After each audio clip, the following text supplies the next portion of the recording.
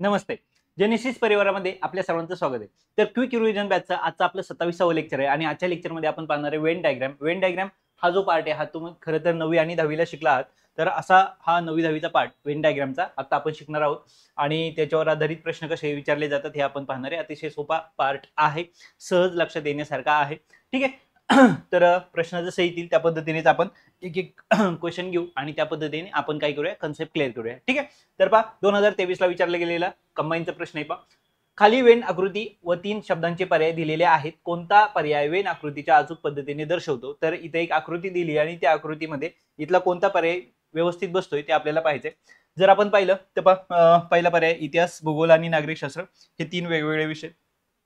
तिथं मात्र जर तुम्ही पाहिलं तर A2 आणि 3 ही जी सर्कल आहे ती एकमेकांमध्ये गुंफलेली आहेत. ओके, म्हणजे ह्या दोघांचं रिलेशन आहे आणि ह्या पण दोघांचं रिलेशन आहे. ठीक आहे. मग त्यानंतर आहे भारत, आशिया आणि युरोप. भारत हा आशियाचा पार्ट आहे पण युरोप हा वेगळा एक खंडच आहे. बरोबर आहे, म्हणजे हे दोन वेगळे खंड आहेत. हा याचा पार्ट आहे म्हणजे हा सेपरेट. म्हणजे जर आपण याची डायग्राम वेन डायग्राम बनवायला गेलो तर हा ती इतिहास आहे, हा भूगोल आहे आणि हा नागरिकशास्त्र आहे.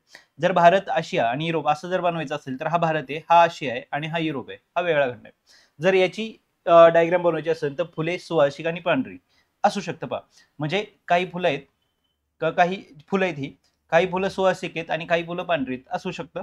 आणि इथं कप, बशी आणि चहा.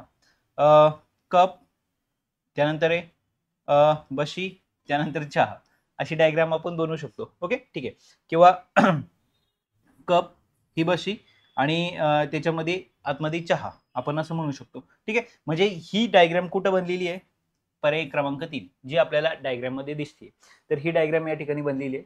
लक्षात ठेवा, सुवासिक, फुले आणि पांढरा म्हणजे पर्याय क्रमांक किती आहे? 3 लक्षात येते. तर या पद्धतीने या प्रश्नाचं उत्तर होतं. ओके, ठीक आहे. जाऊया आपण पुढच्या प्रश्नाकडे. काय दिले पहा, खाली दिलेल्या आकृतीत आयत महिला दर्शवतो. आयतात महिला दर्शवतोय.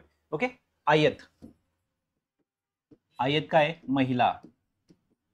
ओके, दर्शवतो. त्रिकोण शिक्षित, त्रिकोण शिक्षित दर्शवतो. वर्तुळ ग्रामीण, ग्रामीण. ओके, ग्रामीण. त्यानंतर चौकोन स्वयंरोजगार, चौकोन स्वयंरोजगार दर्शवतो. तर खालीलपैकी कोणतं अशिक्षित स्वयंरोजगार ग्रामीण महिला आहे? म्हणजे आपल्याला महिला पाहिजे, ग्रामीण पाहिजे, स्वयंरोजगार पाहिजे, फक्त अशिक्षित पाहिजे म्हणजे शिक्षित नकोय, म्हणजे त्रिकोण नकोय. म्हणजे आपल्याला आयतामध्ये चालणार आहे, वर्तुळ आणि चौकोन चालणार आहे, फक्त आपल्याला त्रिकोणात नसलेला नंबर पाहिजे. म्हणजे या तिघांमध्ये असलेला पाहिजे, आयतात पाहिजे, वर्तुळात पाहिजे आणि चौकोनात पाहिजे, पण त्रिकोणात नसलेला पाहिजे. मग आता त्रिकोण नकोय म्हणजे त्रिकोणाचे सगळे मेंबर गायब झाले. ठीक आहे. त्यानंतर आहे वर्तुळात पण पाहिजे, वर्तुळात पाहिजे, आयतात पण पाहिजे आणि चौकोन. पहा इथं हे जर पाहिलं तर हे वर्तुळ आहे, त्यानंतर हा चौकोन आहे. बरोबर आहे, म्हणजे आता हे नंबर तर सगळे गायब झाले. बरोबर आहे, हा पण गायब झाला. आता इथं जर पाहिलं तर हे वरचे पण गायब झाले. बरोबर आहे. आता हा जर पाहिला तर हा वर्तुळात येत नाही म्हणजे हा पण गायब झाला. म्हणजे इथं कोणता नंबर राहिला? 3. ओके, पर्याय क्रमांक 4. आता हा जर पाहिला 18 का गायब केला? कारण तो वर्तुळात नाही. वरचे नंबर का गायब केले? कारण ते आयतात नाहीयेत. ओके, इकडचे नंबर का गायब केले? कारण ते चौकोनात नाहीयेत. That's it. म्हणजे मध्ये कोणता नंबर राहिला? 3. ओके, तर या पद्धतीने तुम्हाला हा प्रश्न. ठीक आहे. आता पहा त्याच्या पुढचा प्रश्न काय दिलाय. त्याच्या पुढचा प्रश्न, 73 विद्यार्थी असलेल्या वर्गातील काही विद्यार्थी केवळ गिटार आणि काही केवळ बासरी वाजवू शकतात. 11 विद्यार्थी गिटार आणि बासरी हे दोन्ही वाजवू शकतात. जर गिटार आणि वाजवू शकणाऱ्या विद्यार्थ्यांची संख्या 31 असेल तर केवळ बासरी वाजवू शकणाऱ्या व केवळ गिटार वाजवू शकणाऱ्या विद्यार्थ्यांची संख्या किती? असा प्रश्न आपल्याला त्यांनी विचारलेला आहे. ठीक आहे. तर वर्गात 73 विद्यार्थी आहेत. काही विद्यार्थी केवळ गिटार आणि काही केवळ बासरी वाजवतात. ठीक आहे. मग आपण काय करूया, बासरी आणि गिटार वाजवणारे विद्यार्थी वेगवेगळे करूया. हे काय आहेत? गिटार वाजवणारे आणि त्यानंतर हे काय आहेत? बासरी वाजवणारे. ठीक आहे. आता हे आहेत गिटार वाजवणारे आणि हे आहेत बासरी वाजवणारे. आता पहा त्यांनी सांगितले 11 विद्यार्थी गिटार पण वाजवतात आणि बासरी वाजवतात. गिटार पण आणि बासरी पण, इथं 11 आहेत. ओके, त्यानंतर 31 पहा काय, गिटार वाजवू शकणारे विद्यार्थ्यांची संख्या किती आहे? 31. आता गिटार किती जण वाजवतात? 31 जण वाजवतात. ऑलरेडी 11 जण उभे राहिलेले आहेत. पहा बरं का, सरांनी काय प्रश्न विचारला, वर्गात काही मुलं बसली होती, 73 बसली होती. सर काय म्हटलंय का गिटार वाजवणारे उभे राहा. ओके, गिटार आणि बासुरी वाजवणारे उभे राहा. ओके, मग गिटार आणि बासुरी दोन्ही वाजवणारे 11 मुलं उभी राहिली. ठीक आहे, पहा आता इमॅजिन करायचा असा प्रश्न सोडवताना. आता 11 मुलं उभी राहिलीत. आता सर काय म्हटले, ठीक आहे, आता गिटार वाजवणारे उभे राहा. आता हे जर 11 जण बसणार आहेत का? नाही बसणार. का नाही बसणार? कारण ते गिटार, सरांनी काय विचारलंय, गिटार वाजवणारे उभे राहा. पहिला प्रश्न काय होता त्यांचा? पहिला प्रश्न होता गिटार आणि बासुरी वाजवणारे दोन्हीही वाजवू शकणारे उभे राहा, जे दोन्ही वाजवतात. 11 मुलं उभी राहिली. ठीक आहे, आता सरांचा दुसरा प्रश्न आहे, गिटार वाजवणारे उभे राहा. हे 11 जण बसणार नाही, कारण सरांचा प्रश्न काय, गिटार वाजवू शकतात. हे 11 जण गिटार वाजवू शकतात का? 100% वाजवू शकतात. म्हणजे हे 11 जण उभेच राहणार. मग खालून जे उठणार आहेत त्या सगळ्यांची बेरीज किती होणार आहे? 31 होणार आहे. कारण त्यांनी सांगितले गिटार वाजवणारे 31 आहेत. ऑलरेडी हे 11 आहेत, म्हणजे खालून किती जण उठले? फक्त 20 जण. कारण जेव्हा गिटार वाजवणारे सगळी मुलं मोजली तेव्हा ती किती भरली? 31 भरली. आणि ऑलरेडी 11 तर आधीच उभे होते, म्हणजे खालून फक्त किती मुलं उठली? 20 मुलं उठली. बरोबर. मग वर्गात किती मुलं बसली होती? वर्गात मुलं बसली होती 73. मग 73 पैकी 20 मुलं आधी उठली, नंतर उठली, आणि ही 11 मुलं, म्हणजे थोडक्यात किती मुलं आपण या ठिकाणी म्हणूया? 31 मुलं उभी आहेत. म्हणजे बसलेली मुलं किती आहेत? 2. 42 मुलं आता काय झाली? खाली बसली. मग ही मुलं काय करतात? बासुरी वाजवतात, असं आपण म्हणू. ही मुलं काय करतात? बासुरी वाजवतात. आलं लक्षात? ठीक आहे. मग आता आपल्याला विचारले त्यांनी काय, केवळ गिटार वाजवू शकणाऱ्या विद्यार्थ्यांची संख्या किती? केवळ बासुरी वाजवू शकणाऱ्या आणि केवळ गिटार म्हणजे किती आहेत? केवळ बासुरी 20 आणि गिटार 20 आणि बासुरी किती? 42. 20 आणि 42. 20 आणि 42. पर्याय क्रमांक 4. आलं लक्षात? या पद्धतीने तुम्हाला हा प्रश्न सोडायचा होता. ठीक आहे. आता आलो आपण त्याच्या पुढच्या प्रश्नाकडे. एका क्लबमध्ये 80 खेळाडू आहेत. ओके, ठीक आहे. त्यातील 36 खेळाडू कबड्डी खेळतात, 48 खेळाडू क्रिकेट खेळतात, जर 12 कबड्डी आणि क्रिकेट दोन्ही खेळतात. पहा, सुरुवात कुठून करायची? 12. इथं काय झालेत? दोन्ही कनेक्टेड खेळतात असतील तर किती टक्के विद्यार्थी कबड्डी अथवा क्रिकेट खेळत नाहीत? पहा बरं का. वेन डायग्राम, वर्गात किती मुलं बसली होती? आपण पुन्हा त्याच प्रश्नाकडे जाणार आहे. 1-2 क्वेश्चन मध्ये आपण या पद्धतीने जाऊ, नंतर मात्र तुमच्या लक्षात येईल नक्की आपण कशा पद्धतीने सोडवतोय. वर्गात 80 मुलं बसली होती. ओके, आता काही जण क्रिकेट खेळतात, काही जण कबड्डी खेळतात, आणि काही जण कबड्डी आणि क्रिकेट दोन्ही खेळतात. ओके, ठीक आहे. मग वर्गात 80 मुलं बसली होती. त्यातील पहिल्यांदा पूर्ण आपण काय करूया, काही क्रिकेट खेळणार आहेत, काही कबड्डी खेळणार आहेत, आणि काही क्रिकेट खेळणार आहेत. ओके, ठीक आहे. काही क्रिकेट आणि काही कबड्डी खेळणार. ठीक आहे, आपण त्याला नाव पण देऊया. हे काय आहेत? कबड्डीवाले, आणि हे काय आहेत? क्रिकेटवाले. ठीक आहे.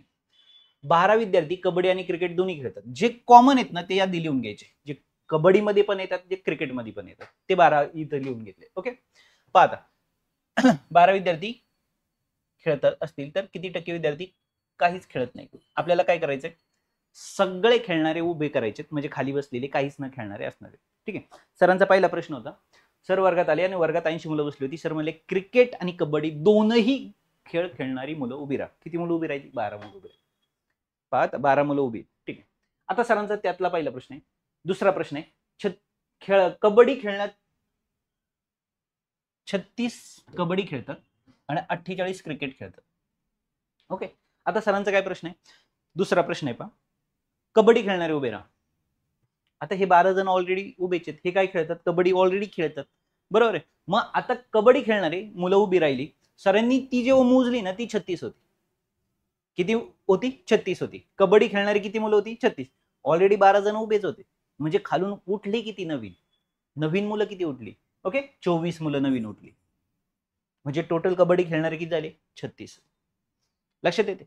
टोटल कबड्डी खेळणारे किती आहेत? 36. पहा, सर वर्गात आले, 80 मुलं बसली होती. रिपीट करतोय, थोडासा वेळ जातोय, पण कन्सेप्ट क्लिअर करून घ्या, नंतर मात्र तुम्हाला सहज सोडवता येणारे प्रश्न आहेत. ओके, सर वर्गात आले, 80 मुलं बसली होती. सर म्हणले कबड्डी आणि क्रिकेट दोन्ही खेळणारे उभे राहा. 12 मुलं उभी राहिली. सरांचा आता प्रश्न होता, ठीक आहे, हा माझा प्रश्न संपलाय. आता ही उभीच राहा, किंवा माझा दुसरा प्रश्न आहे, कबड्डी खेळणारे उभे राहा. आता कबड्डी खेळणारे नवीन किती जण उठणार आहेत? जेव्हा नवीन काही मुलं उठली आणि सरांनी ती सगळी काउंट केली तर 36 मुलं भरली. ऑलरेडी कबड्डी खेळणारे 12 जण उभेच राहिले होते पहिल्या प्रश्नामध्ये, म्हणजे खालून नवीन किती उठले? 24 जण, कारण टोटल आकडा किती झाला? 36. आता जर तुम्ही पाहिलं तर क्रिकेट खेळणारे, आता सर काय म्हटले? हे उभे. ओके, हे खाली बसा. आता सर काय म्हटले? क्रिकेट खेळणारे उभे राहा. आता क्रिकेट खेळणारे त्याच्यात ऑलरेडी 12 काय आहेत? उभेच आहेत. क्रिकेट खेळणारे 12 ऑलरेडी, मग अजून नवीन किती जण उठले? 36.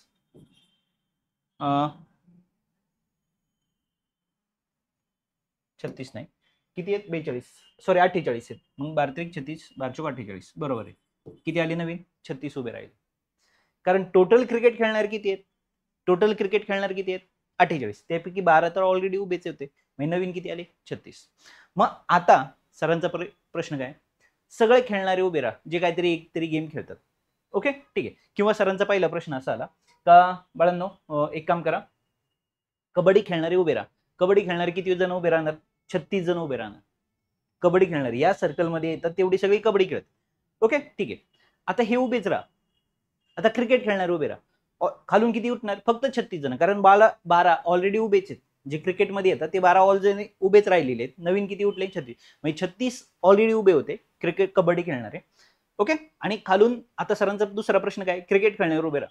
क्रिकेट खेळणारे किती जण उभे राहिले, 36 जण उभे राहिले. आता उभे किती आहेत, 72 जण आहेत. पहा, कबड्डी खेळणारे 36, ज्याच्यात 12 ऑलरेडी होते क्रिकेट खेळणारे, आणि नवीन उभे राहिले ते 36, 72 जण. आणि वर्गात विद्यार्थी किती आहेत 80.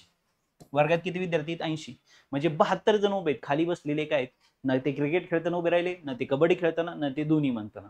म्हणजे 8 विद्यार्थी असे आहेत की जे कुठेही उभे राहिलेले नाही. किती पैकी 80 पैकी. मग 80 पैकी जर 8 विद्यार्थी आहेत, गुणिले किती, काय करणार आपण 100. या शून्याला हा शून्य गेला. ओके. इथं किती आले 8 एक 8, म्हणजे किती 10 एक 10, 10%. ओके. 10चे एक शून्य कट केला, 80चा एक शून्य जरी कट केला असता, ओके, तर 8 म्हणजे किती टक्के होतात, 8 म्हणजे किती 10%. म्हणजे 10% विद्यार्थी काय करतायत, कोणताच खेळ खेळत नाही. लक्षात आले. ठीक आहे. तर हा प्रश्न या पद्धतीने तुम्हाला काय करायचं होतं, सोडवायचा होता.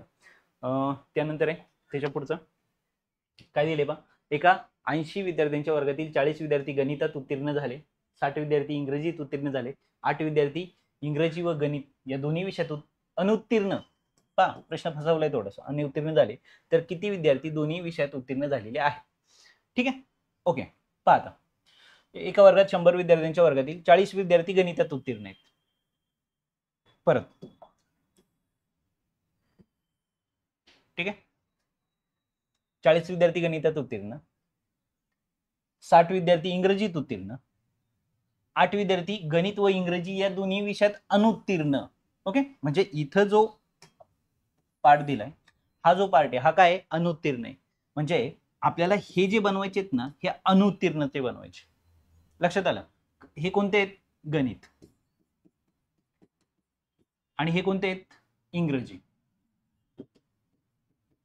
ओके. आणि हे दोन्ही कोणते आहेत, आपण कशाचा टेबल बनवतोय किंवा कशाची डायग्राम बनवतोय, अनुत्तीर्ण, नापास. ओके.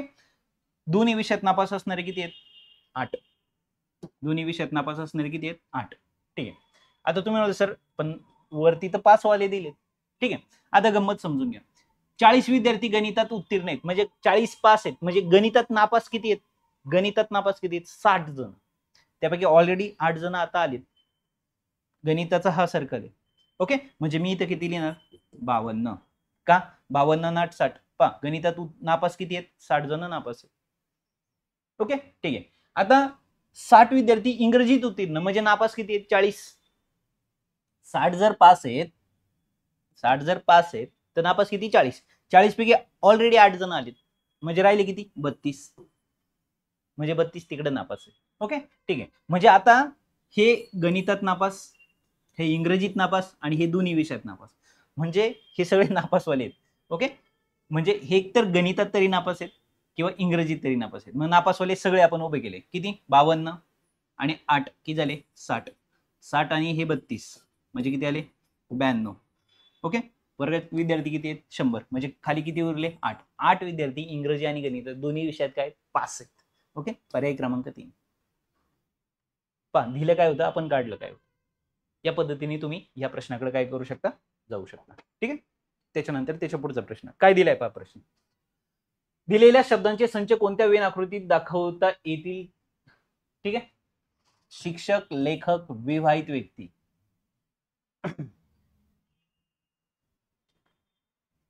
शिक्षक जे की लेखक असू शकतात आणि विवाहित पण असू शकतात. शिक्षक असू शकतो, विवाहित असू शकतो, लेखक असू शकतो. शिक्षक विवाहित असं वेगळं नाही होऊ शकत, सांगता नाहीत ना. लेखक, शिक्षक हा लेखक पण असू शकतो, विवाहित पण असू शकतो. लेखक हा शिक्षक पण असू शकतो, विवाहित पण असू शकतो, आणि विवाहित व्यक्ती शिक्षक पण असू शकते, लेखक असू शकते. म्हणजे हे तिघही एकमेकांना काय आहेत, गुंफून आहेत, तिघही सेपरेट नाहीयेत. लक्षात आलं? म्हणजे पर्याय क्रमांक 1. ठीक आहे, सरळ सरळ उत्तर आहे. त्यानंतर त्याच्या पुढे सोबतच्या आकृतीत विविध भाषा बोलणाऱ्या व्यक्ती रूपित करते. वर्तुळ मराठी, वर्तुळासाठी मराठी आहे, पा मराठी आहे वर्तुळ. त्यानंतर आहे त्रिकोण गुजराती, पंचकोन कन्नड, चौरस हिंदी रूपण करतात. क्षेत्र ए प्रतिरूपण करणाऱ्या व्यक्ती बोलत असलेल्या भाषांचा गट. ए कुठं येत नाहीये, पा ए कुठं येतोय, पंचकोनात येतोय, चौकोनात येतोय, ए त्रिकोणात नाही येत. कुठं येतो, चौरसामध्ये. ओके, चौरसात कुठं येतोय, पा वर्तुळात येतोय का? ए कुठं येतोय, ए वर्तुळात येतोय, म्हणजे तो मराठी बोलतोय. त्रिकोणात नाहीत म्हणजे तो गुजराती नाही बोलत. पंचकोनात आलाय का? यस, म्हणजे तो कन्नड बोलतोय. चौरसात आलाय म्हणजे हिंदी पण बोलतोय. बरोबर आहे, म्हणजे तो फक्त काय बोलत नाही, गुजराती बोलत नाही. गुजराती खेरीज सर्व पर्याय भाषा तो बोलतो. ओके, म्हणजे हिंदी बोलतो, कन्नड बोलतो, मराठी बोलतो. काय बोलत नाही, फक्त गुजराती बोलत नाही, कारण तो त्रिकोणात नाही. त्रिकोण काय दाखवतो, गुजराती. पा एक कुठे बाहेर आहे, त्रिकोणाच्या बाहेर आहे, म्हणून काय दाखवतो तो, तर गुजरात खेरीज सर्व भाषा तो बोलू शकतो. आलो आपण पुढच्या प्रश्नाकडे. काय दिलंय पा, परिसंवादासाठी जमलेल्या सहभागांपैकी 32 व्यक्ती चहा पितात. ओके, 32 व्यक्ती चहा पिणारे, त्यानंतर 35 व्यक्ती कॉफी पिणारे, आणि 22 जण चहा आणि कॉफी दोन्ही पितात. ज्या मध्ये आहेत ते लिहून घ्यायचे. हे काय आहेत, 22 विद्यार्थी, 22 सहभागी जे चहा आणि कॉफी दोन्ही पितात.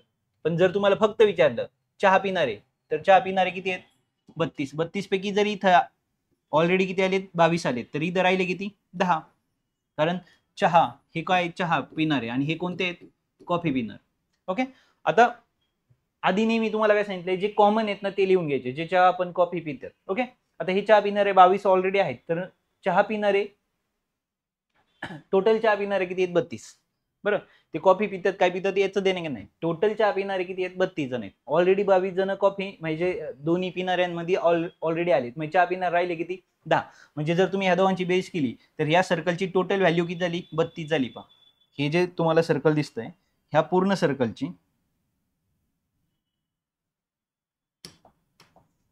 सर्कलची व्हॅल्यू किती आली, 32.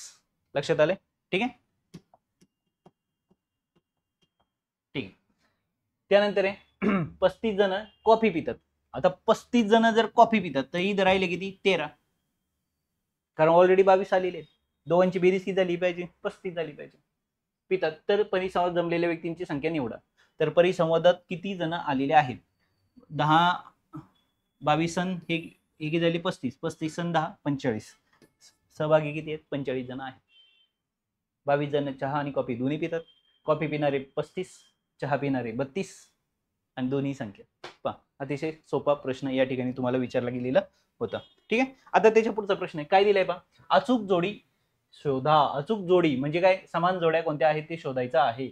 आता इथं ए सारखी डायग्राम कुठं आहे का ते पाहिजे, नंतर बी सारखी कोणती आहे का, सी सारखी आहे का, डी सारखी आहे का, ई सारखी आहे. ओके, ठीक आहे.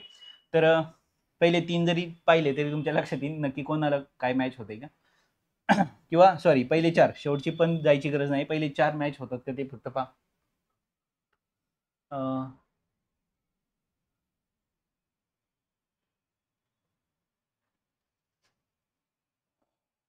फक्त वर्तुळात आहे, फक्त वर्तुळात आहे, फक्त वर्तुळ आहे, नाहीये,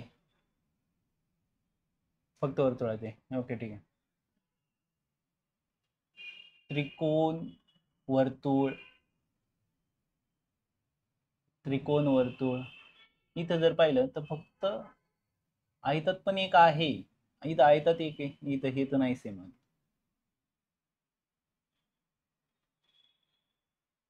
आयतात 2 आहेत, वर्तुळात एक आहे. त्रिकोण आणि आयत वर्तुळ मिळून एक आहे, फक्त वर्तुळ. पहा, बी आणि ई सेम आहे, बी आणि ई पर्याय क्रमांक 3. कोणत्या डायग्राम सेम आहेत हे फक्त आपल्याला इथं काय करायचं, ओळखायचं. पहा, काय इथं जर पाहिलं तर एका आयतात 2 आहेत, इथं एका आयतात 2 आहेत. ओके, एक सेपरेट आयतासाठी आणि एक जे आहे ही त्रिकोणात पण आहे, वर्तुळात पण आहे, ही वर्तुळात पण आहे, त्रिकोणात पण आहे आणि आयतात पण आहे. त्यानंतर आहे एक डॉट असा आहे का जो वर्तुळात आहे, त्रिकोणात आहे आणि दुसऱ्या आयतात आहे, पण तो त्या आयतात नाही. ओके, त्रिकोणात आहे, वर्तुळात आहे आणि ह्या आयतात आहे. एक फक्त वर्तुळात आहे जो त्रिकोण आयत आणि कशातच नाही. एक फक्त वर्तुळात आहे जो त्रिकोण आयत कशातच नाही. म्हणजे हे जे दोन झाले याचं झालं, म्हणजे ही डायग्राम काय झाली, समान झाली. लक्षात, बी आणि ई. ओके, तर अशा पद्धतीने तुम्हाला असे सोपे समान दिसणारे डायग्राम कोणते ते विचारले जातात. ओके, ठीक आहे. आता पहा त्याच्या पुढचा प्रश्न दिलाय. काय दिलाय प्रश्न? महाविद्यालयातील 950 मुलांपैकी 306 खो खो खेळतात, 274 कबड्डी खेळतात आणि 370 फुटबॉल खेळतात. एकूण मुलांपैकी 79 फुटबॉल व कबड्डी, 132 खो खो व फुटबॉल आणि 91 कबड्डी खो खो हे दोनही खेळ खेळतात. 51 मुले तीनही खेळ खेळतात. तर एकही खेळ न खेळणाऱ्या मुलांची संख्या किती? एकही खेळ न खेळणाऱ्या मुलांची संख्या आपल्याला काढायची. ओके, ठीक आहे. तर 51 मुलं. ठीक आहे, बघूया आपण. आता पहा काय सांगितलं इथं. त्यांनी जी डायग्राम दिली, आपण आपली डायग्राम ड्रॉ करतो. इथं जर पाहिले तर सर्वात आतल्या पॉईंट पासून आपण सुरुवात करू. इथं किती दिलेत? 51. जे कोणते खेळ खेळत? महाविद्यालय खो खो, खो खो. ठीक आहे. त्यानंतर काय? कबड्डी, कबड्डी. ठीक आहे. आणि इथं जर पाहिलं तर फुटबॉल. हे काय? फुटबॉल. ठीक आहे. 51 विद्यार्थी, तीनही खेळ खेळतात. ठीक आहे. खो खो खेळणारे किती आहेत? 306. 306 खो खो आहेत. ओके, खो खो खेळणारे आहेत. त्यानंतर आहे 274 कबड्डी, 274 कबड्डी. ओके, आणि 370 फुटबॉल आहेत, 370 फुटबॉल आहेत. ओके, ठीक आहे. एकूण मुलांपैकी 79 मुले फुटबॉल व कबड्डी दोन्ही खेळतात. फुटबॉल आणि कबड्डी दोन्ही खेळणारे किती आहेत? 79. ह्या 79 मधून मी 51 मायनस करणार, हे लक्षात ठेवा. कारण 51 फुटबॉलमध्ये पण येतात, कबड्डीमध्ये पण येतात. ऑलरेडी 51 मुलं उभी राहिलेली आहेत, हे नीट लक्षात ठेवायचं. टोटल किती दिलीत पहा, दोनही फुटबॉल आणि कबड्डी दोन्हीही खेळणारे 79 जण आहेत. तर 79 मधनं मी 51 काय करणार आहे? मायनस करणार. म्हणजे इथं मला किती भेटले? 8. आणि इथं किती भेटले? 2. म्हणजे 28 इथं आहेत पहा. आता पहा, जे कबड्डीमध्ये पण येतात, फुटबॉलमध्ये पण येतात, म्हणजे त्यांचा कॉमन पोर्शन कोणता आलाय? त्यांचा कॉमन पोर्शन पहा हा आलाय, हा कॉमन. त्याच्यामध्ये 51 आकडा येतोय का? येतोय. म्हणून मी काय करणार आहे? 28 त्यातून काय करणार आहे? मी मायनस करणार. इथं किती आले? 28. ठीक आहे. 132 खो खो आणि फुटबॉल खेळतात. खो खो आणि फुटबॉल. ओके, किती आहेत? 132. म्हणजे 132 मधून मी किती मायनस करणार? 51 मी मायनस करणार. ओके, म्हणजे इथे किती आले? 1. 13तनं 5 गेल्यावर किती राहिले? 8. ओके, 8 आणि 5 13, म्हणजे किती आले? 81. म्हणजे इथे किती आले? 81. का जे खो खो आणि फुटबॉल दोन्हीकडे आहेत. आणि दोघांची जर बेरीज करायला गेलो तर 132 येणार आहे. आता काय विचारलंय? 132. 91 कबड्डी आणि खो खो, कबड्डी आणि खो खो. ओके, ऑलरेडी 51 आहे. म्हणजे इथं किती आले? 40. कारण 40 आणि 51 म्हणजे 91 विद्यार्थी. ओके, ठीक आहे. खो खो खेळतात. आता एकही खेळ न खेळणारे, आता आपण काढूया फक्त खो खो खेळणारे, फक्त का जे कबड्डीकडे नाही जात, फुटबॉलकडे पण नाही जात आणि खो खोकडे, सॉरी, कबड्डीकडे आणि फुटबॉलकडे दोन्हीकडेही न जाणारे. इथं जर पाहिलं तर एवढे विद्यार्थी कबड्डी पण खेळतात, खो खो पण खेळायला येतात. हे जर विद्यार्थी पाहिले जे की खो खो खेळतात, फुटबॉल पण खेळायला जातात. बरोबर आहे. मग आता जर तुम्ही फक्त खो खोचा जर विचार केला, फक्त खो खोचाच विचार केला, तर खो खो खेळणार किती आहे? 306. 306 पैकी जर आपण ह्या तिघांची बेरीज केली, आता या सर्कलमध्ये येणारे सगळे खो खो खेळतात. लक्षात घ्या, सर्कल लक्षात आले तुमच्या कोणतं? फक्त डायग्राम काढून दाखवतो. हे जे सर्कल आहे याच्यामध्ये जेवढे आकडे आले तेवढे सगळे खो खो खेळणार आहेत. ओके, मग आपण खो खो खेळणाऱ्यांची बेरीज करूया.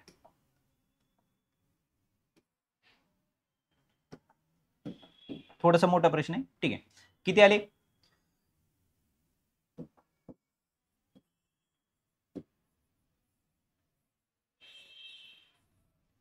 खो खो खेळणारे 40, नंतर 51 आणि नंतर 81. इथं आले 2. ओके, 8 आणि 4 12, 12 आणि 5 17. किती आहेत? 172. Okay, done. मग टोटल किती आहेत? खो खो खेळणारे 306 आहेत. म्हणजे याच्यातून जर हे मायनस केलं, 6तून 2 गेले 4, 0तून 7 म्हणजे 10तून 7 गेले 3 आणि 2तून 1 गेला 1 म्हणजे किती आले 134. 134 फक्त खो खो खेळतात हे लक्षात ठेवा. ओके ठीक आहे. त्यानंतर आहे पलीकडे जर पाहिलं तर आता पलीकडे कबड्डी खेळणारे ऑलरेडी तिथं प्रेझेंट किती आहेत 40. त्यानंतर किती आहे 51 आणि त्यानंतर किती आहेत 28. ओके 8 आणि 1 9 4 आणि 2 6 6 आणि 5 6 5 11 119. पण कबड्डी खेळणारी टोटल किती आहे 174 274. म्हणजे जर 14 मधनं 9 गेले 5 त्यानंतर तिथे 6 राहिले 7 1 गेला 5 आणि 2तून 1 गेला म्हणजे 155. इथं किती आले 155. हे फक्त कबड्डी खेळतात. ओके ठीक आहे. पहा आपण काय करत चाललोय फक्त एका एकाचे काढतोय. आता इथं फुटबॉल खेळणारे ऑलरेडी प्रेझेंट किती आहे तिथं 28. एखादा प्रश्न तुम्हाला असा मोठा सापडणार आहे लक्षात ठेवा 51 आणि नंतर किती आहे 81. हे फक्त आपण कशातले घेतले फुटबॉल मधले घेतले. फुटबॉल खेळणारे किती आहेत 10. हा चला 1. ओके 8 आणि 2 10 10 6 16 160. म्हणजे हे जर मी इथून वजा केले 0तून 0 गेला 0 7तून 1 6 गेले 1 आणि 3तून 210 म्हणजे इथे किती आले 210. म्हणजे आता जे आपण इथं सगळे आकडे लिहिले हे सर्व आकडे हे काय झालेत एकतर कबड्डी खो खो किंवा फक्त कबड्डी. म्हणजे जर तुम्हाला विचारलं फक्त आणि फक्त खो खो खेळणारे 134 आहेत. तसे पाहायला गेले तर खो खो खेळणारे 306 आहेत. पण फक्त जे कोणत्या दुसऱ्या गेमला जात नाही. म्हणजे 40 असे आहेत का कबड्डीला पण बोलवलं तरी जातात 51 पण कबड्डीला बोलवलं तरी जातात. म्हणजे 51 असे आहेत कबड्डी बोलवलं तरी जातात खो खोला जातात आणि फुटबॉलला जातात. मग 51 कोणत्याही गेम असू दे त्या प्रेझेंट असतात. 40 जण फक्त ह्या दोनलाच प्रेझेंट असतात. 81 जण फक्त ह्या दोनलाच प्रेझेंट असतात. 28 जण ह्या दोनलाच प्रेझेंट असतात. पण 134 फक्त खो खोसाठी 155 फक्त कबड्डीसाठी आणि 210 फक्त फुटबॉलसाठी प्रेझेंट असतात. म्हणजे हे सर्व पार्टिसिपेट होणारी मुलं आहेत. म्हणजे जर हे सर्वजण पार्टिसिपेट होतात तर हे टोटल किती आहेत हे आपण काढूया. ओके पहा बेरीज करायची आपल्याला सर्वांची 40 51 81 28 आधी सगळे 40 51 81 28 नंतर किती आहे 134 155 आणि 210. ह्या सर्वांची आता ही सर्व पार्टिसिपेट होणार आहेत. ओके ठीक आहे. किती आले पहा बेरीज 8 आणि 2 10 10 आणि 4 14 14 आणि 5 19 हा चला 1 5 5 आणि 5 10 10 आणि 10 20 20 ओके 20 आणि 8 28 1 29 अच्छा आले 2 किती आले 2 आणि 2 4 आणि 2 6 699. ओके याच्यातून किती वजा केले आपण हे टोटल 699 काय हे पार्टिसिपेट होणारे आहेत.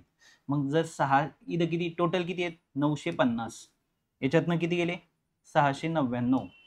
ओके म्हणजे इथं किती झाले 10 10तून 9 गेला 1 राहिला इथं किती राहिले 4 याच्यानंतर इथं किती आले 14. ओके 14तनं 9 गेले मग किती राहिले 5 आणि इथं किती राहिले होते 8 8नं 6 गेले 2 म्हणजे 251. पर्याय क्रमांक 3 की जे कोणत्याही भागात किंवा कोणत्याही खेळात सहभागी नाहीये. ओके एखादा प्रश्न तुम्हाला असा भेटणार आहे जो थोडासा तुम्हाला जास्त वेळ घेणार आहे. ठीक आहे पण बाकीच्या प्रश्नांमध्ये जर तुम्हाला कमी वेळ लागला तर मात्र ह्या प्रश्नाला तुम्हाला जास्त वेळ लागला तरी काही प्रॉब्लेम येणार नाही. पण या पद्धतीने तुम्हाला हा प्रश्न सोडवायचा आहे. ओके ठीक आहे आले लक्षात. ठीक आहे जाऊया आपण पुढच्या प्रश्नाकडे. काय सांगितलं वेन आकृती समान जोडी ओळखा. समान जोडी कशी ओळखायची आपण असा प्रश्न पाहिलेला आहे. ओके याचं उत्तर मात्र तुम्ही शोधायचं आहे नक्की कशा पद्धतीने हे दोन प्रश्न आहेत. ठीक आहे सॉरी हा प्रश्न आहे 2 आकृत्यांमध्ये समान जोडी ओळखायची ती मात्र तुम्ही ओळखू शकता. ओके याचं उत्तर तुम्हाला टेलिग्राम ग्रुपवर भेटेल. ओके त्यानंतर आहे कारण तोच प्रश्न आलाय की तुम्ही सहज करू शकता. खालीलपैकी कोणती वेन आकृती गाजर अन्न आणि भाजी हा संबंध स्पष्ट करते. गाजर हे अन्न आहे का आहे आणि अन्न गाजर भाजी पण आहे. ओके अन्न हा मोठा सर्कल इथं अन्न गाजर आणि भाजी वेगळी नाही. गाजर ही भाजी गाजराची भाजी बनवू शकतो आपण. गाजराची भाजी वेगळ्या नाहीयेत म्हणजे ही डायग्राम नाहीये. अन्न गाजराची भाजी बनवू शकतो म्हणून हे पण नाहीये. अन्न वेगळं गाजी हे पण नाहीये. इथं पहा याला जर आपण गाजर म्हणलं गाजराची आपण काय बनवली भाजी आणि हे काय टोटल अन्न आहे म्हणजे पर्याय क्रमांक काय 1. ठीक आहे त्यानंतर तिथं पुढं त्याच्या पुढचा प्रश्न काय दिलाय प्रश्न पहा एका शहरामध्ये 65% लोक दूरध्वनी बातम्या पाहतात, 40% लोक वर्तमानपत्रे वाचतात, 25% लोक वर्तमानपत्र पण वाचतात आणि दूरदर्शनही पाहतात. तर शहरातील किती टक्के लोकसंख्या वर्तमानपत्र वाचत नाही आणि दूरदर्शनही पाहत नाही? ठीक आहे. मग आता हे टक्क्यांमध्ये दिले म्हणजे आपण 100 मध्ये सगळं समजायला सुरुवात करू. आता इथं जर पाहिलं तर काही जण काय आहेत, दूरदर्शन, आणि काही जण काय आहेत, बातम्या आहेत. ओके. आता पहिल्यांदा मी तुम्हाला सांगितलं, पहिल्यांदा नेहमी सुरुवात काय करायची, वर्तमानपत्र पण वाचणारे आणि टीव्ही पण पाहणारे. ओके. हे काय करूया आपण, दूरदर्शन, आणि हे काय, वर्तमानपत्र. वर्तमानपत्र आणि दोन्ही पण पाहणारे किती आहेत, 25. दूरदर्शन. ओके. त्यानंतर इथं जर पाहिलं तर 65% लोक दूरदर्शन म्हणजे काय, टीव्ही पाहतात. जर 65% दूरदर्शन पाहतात, टीव्ही पाहतात, 65% आपण काय कन्सिडर केले, वर्गात किती पोर आहेत, 100 पोर आहेत. 100 पैकी 25 पोरं टीव्ही आणि वर्तमानपत्र दोन्ही. ओके. 65 फक्त दूरदर्शन आहे, फक्त दिलेलं नाही, दूरदर्शन आहे. आता ऑलरेडी 25 आलेत म्हणजे इथे किती राहिले, 40. म्हणजे जर तुम्ही या सर्कलचा विचार केला तर ह्या सर्कलमध्ये किती आलेत, टोटल जर पाहिले तर 65 आहे पहा. म्हणजे काय केलं मी, 65 मधनं 25 वजा केले, 40 राहिले. कारण दूरदर्शन पाहणारे 65 आहेत, त्यापैकी काही पाहतात त्याची काय देणं घेणं नाही, फक्त दूरदर्शन मधलं तर हे 65 जण उभे राहणार आहेत. त्यानंतर जर वर्तमानपत्र पाहिले तर 40 पैकी इथं आलेत म्हणजे इथं राहिले किती, 15. ओके. का, कारण 25 आणि 15 40% लोक काय करतात, वर्तमानपत्र वाचतात. म्हणजे 40 लोक वर्तमानपत्र वाचतात, त्यातली 25 ऑलरेडी उभे राहिलेले आहेत. खालून किती जण उभे राहणार, फक्त 15 जण उभे राहणार. ओके. आणि पाहतात तर शहरातील किती टक्के लोकसंख्या वर्तमानपत्र काहीच वाचत नाही. आता हे सगळे झाले पार्टिसिपेट होणार. ओके. हे फक्त टीव्ही पाहणार आहे, हे फक्त वर्तमानपत्र, आणि हे वर्तमानपत्र आणि टीव्ही दोन्ही पाहणार आहे. इथं प्रश्न कन्सेप्ट नीट समजून घ्यायचा प्रयत्न करा. काय, वर्गात म्हणजे 100 विद्यार्थी, 100 पैकी काही जण टीव्ही पाहतात, काही जण वर्तमानपत्र, आणि काही जण वर्तमानपत्र आणि टीव्ही दोन्ही पाहतात. जेव्हा सर विचारतात का टीव्ही पाहणारे उभे राहा, तेव्हा ते 25 जण आहेत ना, ते इकडे पण उभे असतात आणि ते इकडे पण उभे असतात, हे लक्षात ठेवा. म्हणजे टीव्ही पाहणारे 65 जण उभे राहिलेले आहेत, त्या 65 पैकी 25 जण हे दोन्हीकडे जाणार आहेत. म्हणजे खरे फक्त टीव्ही पाहणारे जर असा प्रश्न असला तर आपण 40 म्हटलं असतं, पण टीव्ही पाहणारे 65 आहेत, त्यातले 25 जण तिकडेही जाणारे आहेत, वर्तमानपत्र वाचणारे आहेत, याचं भान ठेवा. ओके. ठीक आहे. मग आता आपण जर इथं पाहिलं तर हे सगळे काय पार्टिसिपेट होणार आहे, म्हणजे यांची जर बेरीज झाली तर किती होईल, ती 40 आणि हे 40, म्हणजे टोटल किती झाले, 80 विद्यार्थी हे पार्टिसिपेट आहेत. 100 विद्यार्थी आहेत वर्गात टोटल, म्हणजे 20 विद्यार्थी कशातच पार्टिसिपेट नाहीये, म्हणजे 20% कशातही पार्टिसिपेट नाहीये. आपण हा जो प्रश्न आहे हा संख्येला घेऊन सोडवला होता, म्हणून या पद्धतीने आपण सोडवला.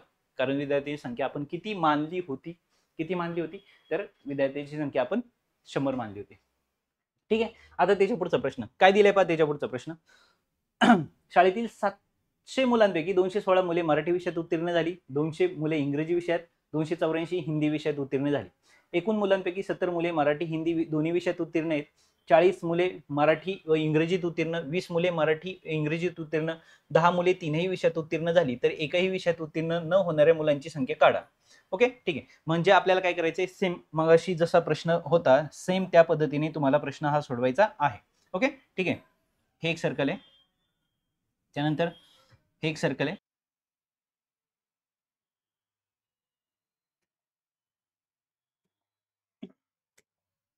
ठीक आहे.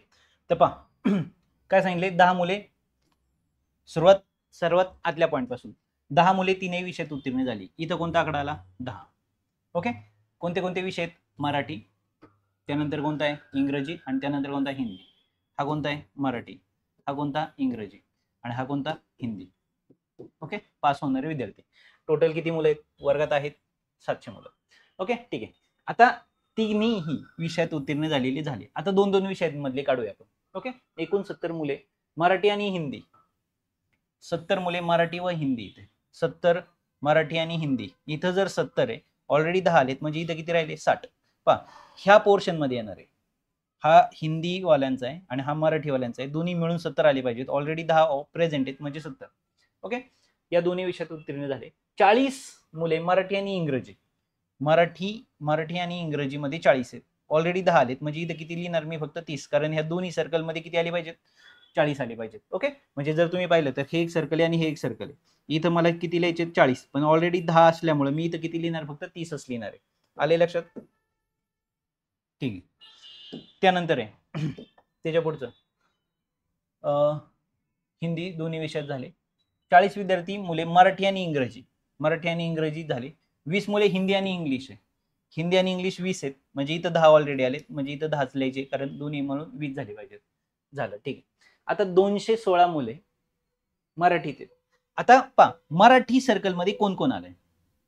30, 10, 40, 40 आणि 60, 70, सॉरी 40 आणि 60, 100. टोटल किती आहेत? 216. मग 100 जर घालवले तर 116 मुलं फक्त कशात आहेत? मराठी. फक्त आणि फक्त मराठी विषयात पास झालेले किती आहेत? 116. बरोबर आहे. म्हणजे टोटल जर यांची बेरीज केली मी, ह्या पूर्ण मराठी सर्कलमध्ये जेवढे येतात तेवढ्या सगळ्यांची बेरीज जर पाहिली तर ती किती येणार आहे? 216. 200 विद्यार्थी इंग्रजीमध्ये आहेत. इंग्रजीमध्ये किती आहेत? 200. इथं जर बेरीज पाहिली तर 40, 50 म्हणजे किती आले इथं? 150. कारण सगळ्यांची बेरीज किती आली पाहिजे? 200. आणि 284 मुलं हिंदी. ओके, ठीक आहे. इथं किती झाले? 70, 80. ओके, इथून जर 80 वजा केले मी तर किती राहिले? 204. 204 हिंदीवाले. आता हे सगळे काय झाले? पार्टिसिपेट झालेले. ओके, मग आपण यांची सगळ्यांची जर बेरीज केली, हे सगळे पार्टिसिपेटेड, टोटल 700 म्हणणं, ह्या सगळ्यांची बेरीज काय करायची? मायनस करायची. सिंपल. ओके, मग आपण बेरीज करूया. आपण बेरीज कशी करूया पहा. इथं किती आले? 30, 40, 40 आणि 60, हा गेला, 40 झाले. इथं 100 झाले. त्यानंतर 100 आणि इथं 110 झाले. ओके, 110. इथले 100 घेतले, 110 आपण, ठीक आहे. इथले 100 घेतले आणि 16 याच्याकडे दिले. 16 याला पाठवून दिल्यामुळे इथं झाले 220. ओके, आणि तिथून घेतले 150. बेरीज कशी करतोय पहा. 100, 1 आणि 2 3, 3 आणि 5 8. ओके, त्यानंतर 4, 5, 580. 580 मुलं पार्टिसिपेट आहेत 700 पैकी. ओके, म्हणजे किती? 120 मुलं. याच्यातून जर मी 580 काय केले? वजा केले, तर 120 मुलं ही कशातच भाग घेतलेली नाहीयेत. लक्षात आलं? तर आपल्याला त्यांनी किंवा एकही विषयात उत्तीर्ण न होणाऱ्या मुलांची संख्या किती, हा प्रश्न आपल्याला होता. एकही विषयात, मग हे सगळे काही उत्तीर्ण आहेत, कशात ना कशात तरी उत्तीर्ण आहेत. हे फक्त मराठीत आहेत बाबा, काही इंग्रजीत आहेत, काही हिंदीत आहेत, काही दोन्ही मिळून आहेत, काही तिन्ही मिळून आहेत. हे म्हणजे कशात ना कशात तरी उत्तीर्ण असलेले आहेत. आणि हे 120 आहेत, हे कशातच उत्तीर्ण नाही. म्हणजे जेव्हा सर म्हणले मराठीत पास होणारे उभे राहा, हिंदीत पास होणारे उभे राहा, इंग्रजीमध्ये पास होणारे उभे राहा, हे कधीच उभे राहिलेले नाहीयेत. आले लक्षात? तर या पद्धतीने तुम्हाला हा प्रश्न सोडवायचा होता. आता त्याच्या पुढचा प्रश्न काय दिलाय पहा. सजीव, कावळा व झाड दाखविणाऱ्या पुढील कोणती वेणाकृती दाखवेल? सजीव कावळा पण आहे आणि सजीव झाड पण आहे. ही तर नाही येणार, ही पण नाही येणार, ही पण नाही. पर्याय क्रमांक 4 पहा. हे जे पूर्ण सर्कल आहे हे काय दाखवतंय? सजीव, कावळा आणि झाड, हे दोन वेगवेगळ्या गोष्टी, त्या काय मिक्स होणाऱ्या गोष्टी नाहीयेत, म्हणून सजीव व कावळा. ओके, पर्याय क्रमांक किती आहे? 4. आता त्याच्या पुढचा प्रश्न काय सांगितलंय पहा. खालीलपैकी कोणते विधाने सोबतच्या आकृतीत निर्देशन करतात? ही आकृती दाखवणारे इथलं कोणतं विधान आहे हे आपल्याला पाहिजे. एका वसाहतीत काही कुटुंब फक्त तांदूळ आणि नाचणी खातात. काही कुटुंब तांदूळ व गहू खातात. म्हणजे जर तांदूळ आणि नाचणी असेल तर याचा अर्थ असं लिहितो आपण, आणि हे तर जॉईंट नाहीये, म्हणजे पहिला ऑप्शन गेला. एका वसाहतीतील सर्व कुटुंबे तांदूळ खातात, परंतु काही कुटुंब तांदूळासोबत गहू खातात. तांदूळासोबत गहू आलं तर कनेक्शन आलं, म्हणजे हा पण पर्याय गेला. एका वसाहतीत असे काही लोक आहेत का जे केवळ चहा पितात. ओके, काही फक्त कॉफी पितात. ओके, आणि इतर सर्व दूध पितात. एका वसाहतीत असे काही लोक आहेत जे केवळ चहा पिणारे, काही फक्त कॉफी पिणारे, आणि इतर सर्व दूध पितात. म्हणजे फक्त इथं किती सर्कल येतात? 2च सर्कल येतात. हे सर्कल येतच नाही, म्हणजे हा पण पर्याय गेला. तर इतर सर्व दूध म्हणजे सर्कल किती पाहिजे होते? 2च पाहिजे होते. एका वसाहतीत प्रत्येक जण 3 भाषा बोलतो. प्रत्येक जण 3 भाषा नाही. प्रत्येक जण असं वाटेल तुम्हाला, प्रत्येक जण, मग इथले काय बोलतात? इथं पण काही माणसं असणार आहेत ना, ती कोणती भाषा बोलतात? म्हणजे हा पण पर्याय नाही. म्हणजे दिलेल्या विधानपैकी एकही विधान काय नाहीये? सत्य नाहीये. ओके, निर्देश कोणतेही करत नाही. जर ते इथं असं म्हणले असते ना, काही केवळ दूध पितात, तर हा पर्याय बरोबर आला असता. म्हणजे हा जवळजवळ आला होता, पण सर्व बाकीचे सर्व इतर सर्व म्हटल्यामुळं हा पर्याय गेला, नाहीतर हा पर्याय त्याच्यामध्ये इन्क्लूड झाला असता. हे नीट लक्षात ठेवा. तर या पद्धतीने हा प्रश्न आपला सुटलेला आहे. तर या पद्धतीने वेन डायग्रामचा प्रश्न संपलेला आहे. बारकाईने नीट समजून घ्या. 2 जेव्हा कंबाईन येतात तेव्हा दोघांमधला सामायिक घटक कोणता आहे हा समजून घ्या. 3 जेव्हा कंबाईन एकत्र येतात तेव्हा त्यांच्यातला कॉमन घटक कोणता आहे हे नीट समजून घ्या. हे जर संपलं तर मला नाही वाटत कोणता प्रश्न तुम्हाला समजायला अवघड आहे. फक्त डायग्राम जर पाहायची झाली तर पहा म्हणजे मी वेन डायग्राम तुम्हाला सांगायची झाली तर आशिया खंड आहे. आशिया खंडामध्ये भारत हा देश आहे. भारत देशात महाराष्ट्र एक राज्य आहे आणि महाराष्ट्र राज्यामध्ये पुणे हा एक जिल्हा आहे. या पद्धतीने तुम्ही दाखवू शकता वेन डायग्राम. आणि जर मला युरोप घ्यायचा असेल तर तुम्हाला बाजूला घ्यावं लागेल.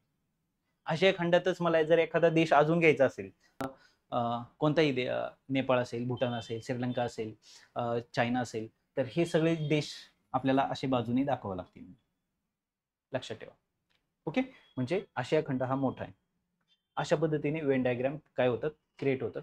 तर वेन डायग्राम नीट समजून घ्या आणि प्रश्न सोडवायचा प्रयत्न करा. अतिशय सोपा टॉपिक आहे. ठीक आहे, तर या ठिकाणी हा टॉपिक संपलाय. काही प्रश्न कळले नसेल तर परत पहा, न पाहता प्रॅक्टिस करा प्रश्न सोडवण्याची. ओके, ठीक आहे. तर उद्या भेटू पुन्हा एकदा असाच एक नवीन टॉपिक घेऊन. तोपर्यंत bye bye, all the best, चांगला अभ्यास करा.